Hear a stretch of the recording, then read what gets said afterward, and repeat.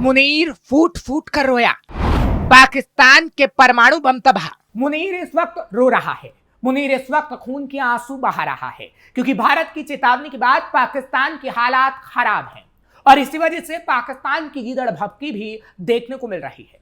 और पाकिस्तान एक बार फिर खुद को परमाणु संपन्न देश बताया, लेकिन अब उसकी परमाणु की धौंस भी मिट्टी में मिलने वाली है और जल्दी पाकिस्तान का परमाणु भी तबाह होगा और भारत को मिटाने का ख्वाब देखने वाला पाकिस्तान भी, क्योंकि अब इसकी शुरुआत हो चुकी है।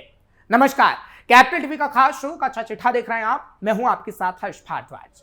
पहलगाम आतंकी हमले और उसके बाद भारत द्वारा चलाए गए ऑपरेशन सिंदूर के बाद भारत पाकिस्तान के बीच तनाव एक बार फिर खुलकर सामने आ गया।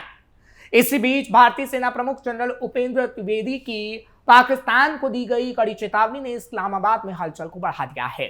जनरल द्विवेदी ने साफ शब्दों में कहा है कि अगर पाकिस्तान आतंकवादी को पनाह देना और भारत के खिलाफ आतंक की नीति जारी रखता है तो उसे तय करना होगा कि वो भूगोल में टिकना चाहता है या फिर दुनिया से मिटना चाहता है। भारत की इस सख्त चेतावनी पर पाकिस्तान की सेना बुरी तरह तिलमिला उठी है और उसने बयान जारी कर भारत पर उकसाने वाली भाषा इस्तेमाल करने का आरोप लगाया और गीदड़ भभकी देते हुए खुद को परमाणु संपन्न देश बताया। सबसे पहले आपको सुनवाते हैं कि सेना प्रमुख जनरल उपेंद्र द्विवेदी ने क्या कहा, फिर आपको बताएंगे कि पाकिस्तान आखिर ये गीदड़ भभकी दे क्यों रहा है। I think that's in the domain of classified information, but I think if you have heard me earlier, what I have said that Pakistan, if it continues to harbor terrorists and operate against India, then they have to decide whether they want to be part of the geography or history or not. तो सुना आपने भारतीय सेना प्रमुख general Upendra Dwivedi ने किस तरह पाकिस्तान को कड़ी चेतावनी दी। अब आपको बताते हैं कि पाकिस्तान आखिर क्यों डरा हुआ है और खुद को परमाणु संपन्न देश बताकर गीदड़ भभकी क्यों दे रहा है। दरअसल भारत और पाकिस्तान के संबंध पिछले कई दशकों से तनाव, युद्ध, आतंकवाद और राजनीतिक टकराव से प्रभावित रहे हैं। आज जब भी पाकिस्तान की ओर से भारत को धमकाने वाले बयान आते हैं तो उसके पीछे केवल सैन्य कारण नहीं होते, बल्कि राजनीतिक, आर्थिक और मानसिक दबाव भी छिपे होते हैं। इतिहास गवाह है कि पाकिस्तान कई बार भारत के साथ युद्ध और संघर्ष हार चुका है, लेकिन इसके बावजूद वो समय समय पर आक्रामक बयान देकर माहौल को गर्म करने की कोशिश करता रहा है। इसलिए एक बार फिर अपने आप को परमाणु संपन्न बताकर उसने ये किया। जब पाकिस्तान सीधे युद्ध में सफलता हासिल नहीं कर पाया, तब उसने आतंकवाद को हथियार की तरह इस्तेमाल करना शुरू किया। कई आतंकी संगठन पाकिस्तान की जमीन से संचालित होते रहे। मुंबई हमला, संसद हमला, पठानकोट और उरी जैसे हमलों ने भारत को गहरा नुकसान पहुंचाया। हालांकि भारत ने हर बार संयम और ताकत दोनों का परिचय दिया और इसी वजह से आज भी पाकिस्तान भारत से डरा रहता है। इसलिए इस वक्त भी पाकिस्तान को सेना प्रमुख जनरल उपेंद्र द्विवेदी का बयान काफी डरा रहा है। सर्जिकल स्ट्राइक और एयर स्ट्राइक। 2016 में उरी हमले के बाद भारत ने सर्जिकल स्ट्राइक कर आतंकी ठिकानों को निशाना बनाया। इसके बाद 2019 में पुलवामा हमले के जवाब में बालाकोट एयर स्ट्राइक की। इन कार्रवाइयों ने यह संदेश दिया कि नया भारत केवल सहन नहीं करेगा, बल्कि जरूरत पड़ने पर तगड़ा जवाब भी देगा। पाकिस्तान धमकी क्यों देता है? अब सवाल ये उठता है कि अगर पाकिस्तान पहले कई बार हार चुका है तो वो बार बार धमकी क्यों देता है। घरेलू राजनीति। पाकिस्तान में अक्सर राजनीतिक अस्थिरता रहती है। वहां की सरकारें जनता का ध्यान असली मुद्दों, महंगाई, बेरोजगारी और आर्थिक संकट से हटाने के लिए भारत विरोधी बयान देती है। सेना का प्रभाव। पाकिस्तान की राजनीति में सेना का बड़ा प्रभाव माना जाता है। भारत के खिलाफ तनाव बनाए रखने से सेना की ताकत और बजट दोनों मजबूत बने रहते हैं।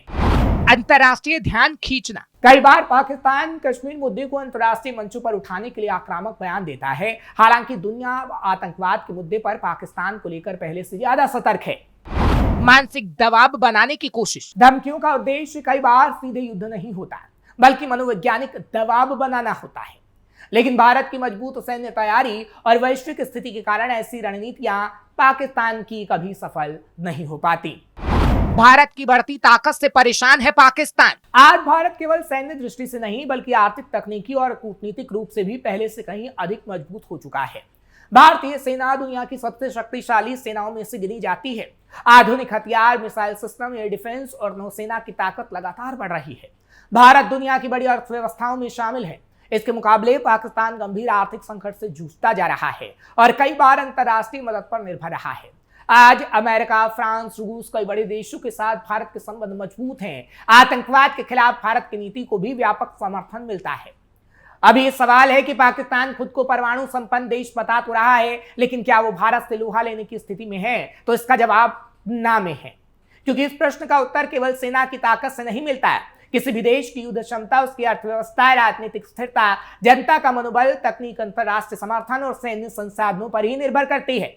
अगर इन सभी पहलुओं को देखा जाए तो वर्तमान समय में पाकिस्तान की स्थिति काफी चुनौतीपूर्ण नजर आती है। आर्थिक संकट पाकिस्तान की सबसे बड़ी कमजोरी। किसी भी युद्ध के लिए सबसे जरूरी चीज मजबूत अर्थव्यवस्था होती है। युद्ध केवल सीमा पर सैनिकों से नहीं लड़ा जाता, बल्कि उसके पीछे देश की आर्थिक ताकत काम करती है। आज पाकिस्तान गंभीर आर्थिक संकट से गुजर रहा है। वहां महंगाई लगातार बढ़ रही है। आम जनता रोजमर्रा की जरूरतों के लिए संघर्ष कर रही है। कई बार हालात ऐसे बने कि आटा, बिजली और ईंधन जैसी मूलभूत चीजों की भी कमी देखने को मिली। पाकिस्तान को कई मौके पर अंतर्राष्ट्रीय संस्थाओं और मित्र देशों से आर्थिक मदद लेनी पड़ी है। विदेशी कर्ज का बोझ पाकिस्तान पर लगातार बढ़ता जा रहा है। ऐसी स्थिति में किसी बड़े युद्ध का खर्चा उठाना पाकिस्तान के लिए बेहद कठिन होगा।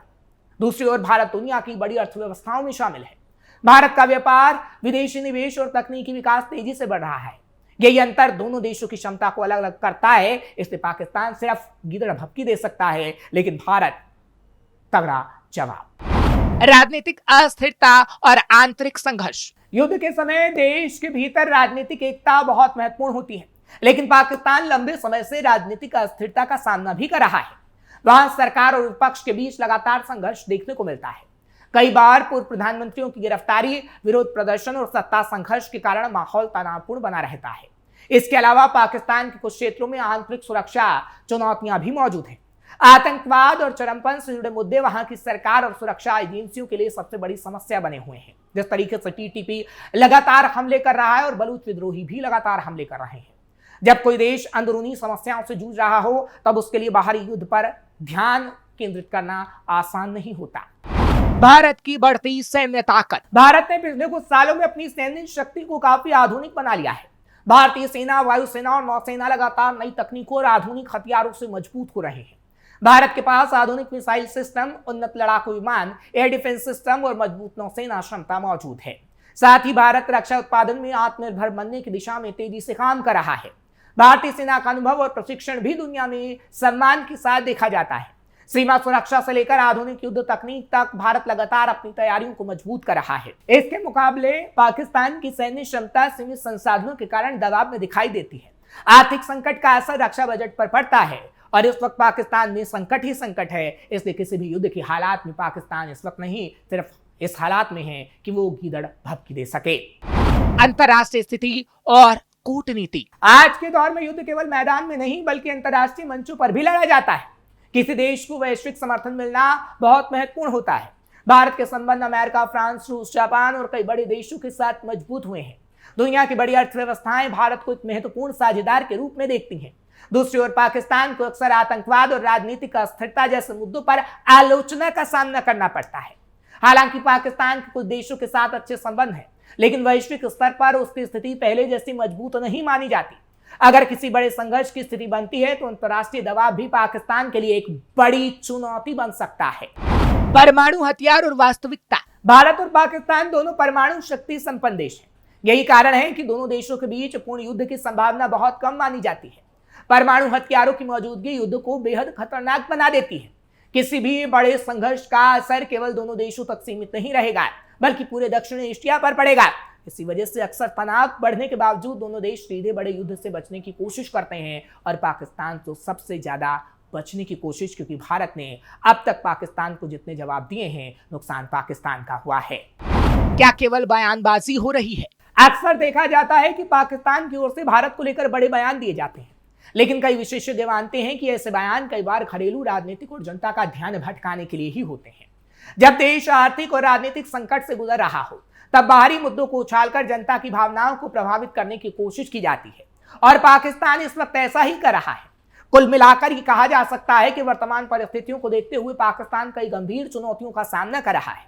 आर्थिक संकट, राजनीतिक अस्थिरता और सीमित संसाधनों के कारण उसके लिए भारत जैसे बड़े और मजबूत देश के साथ युद्ध करना आसान नहीं माना जाता। दूसरी ओर भारत लगातार आर्थिक, सैन्य और कूटनीतिक रूप से मजबूत हो रहा है। हालांकि दोनों देशों के बीच तनाव समय समय पर बना रहता है, लेकिन इस वक्त भारत से लोहा लेने की पाकिस्तान की औकात नहीं। इसलिए पाकिस्तान इस वक्त सिर्फ गिदड़भपकी और बयानबाजी ही कर सकता है, जबकि भारत जो कहता है वो करके दिखाता है। आपको ये खबर कैसी लगी कमेंट सेक्शन में जरूर बताएं। खबर को लाइक शेयर करें, कैपिटल टीवी को सब्सक्राइब करना मत भूलिएगा।